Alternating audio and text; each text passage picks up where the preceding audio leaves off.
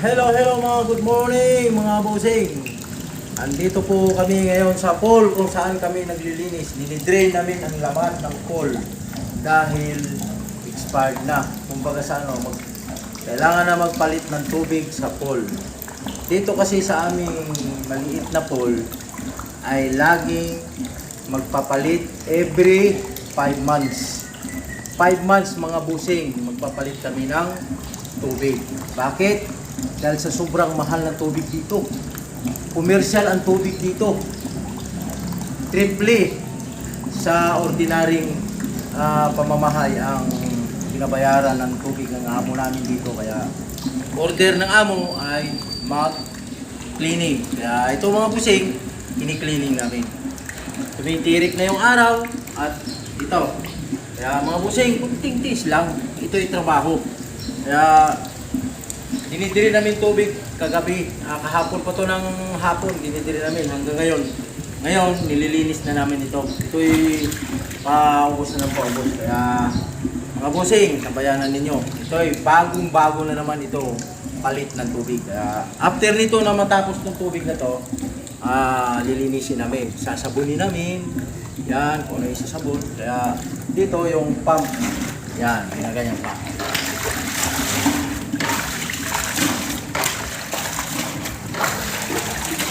Yan lang yan mga busing, ang trabaho. Kailangan magsipag. Magsipag tayo para sa ating mga anak na nag-aaral. Mga anak, lahat ng ginagawa kong ito para sa inyo. Kaya kahit anong tirig ng init, tatrabaho papa nyo. Tandaan nyo mga anak, lahat ng ginagawa ng papa nyo ay para sa inyo.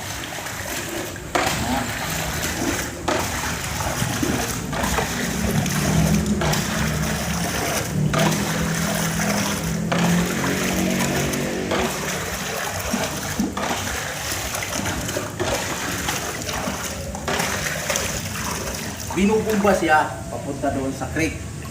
Kasi pagka ito kasi yung pump niya kung saan may mga lika-lika po. Kaya hindi ko na siya pinadaan sa mismong bakwas sa pump niya para hindi mapunta yung dumi sa filter. Kaya ang ginagawa ko alternatibo, ito yung submerged pump. Yan, may maliit akong binili na 1/4 horsepower na siya yung magbubumba para doon sa ating kanal. Kaya ito, lagi lang ganito. Kunting tiis na lang ito, matatapos ko ito. Ang oras na lang ito, ang oras, mabuting. Ito ay clearing na lang sa tubig.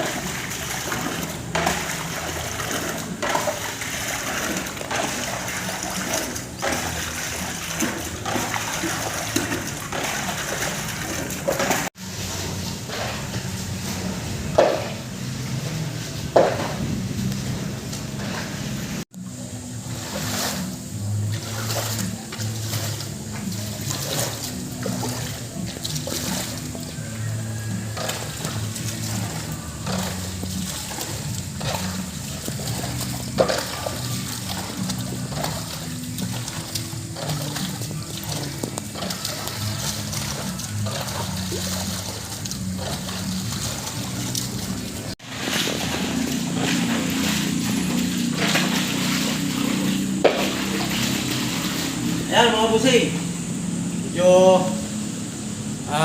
pinapawisan tayo dahil tirik na yung araw. Kaya huwag po tayo mawala ng pag-asa. Kailangan natin mag-isig. Kailangan natin pagkatiwala natin ang buhay natin sa ating mahal na Panginoon. Ano man ang laban natin dito sa baba, ano man ang laban natin sa buhay, lumaban po tayo ng parehas. Wala po tayong inaapi, wala tayong inaargabyado. Basta't ang gagawin lang natin ay magtrabaho para sa ating mga pangangailangan at the same time para sa ating mga anak. Dahil ang mga anak ko ngayon ay nag-aaral sa kolehiyo. 3. Kaya kailangan kong magsipag, kailangan kong magiging mastikas sa ngalan ng ating mahal na Panginoon. Kaya mga busing, tandaan ninyo, huwag po ninyong kalimutan i-follow, like and share. And don't forget to comment and watch may vlog. Maraming salamat mga busing. Babu!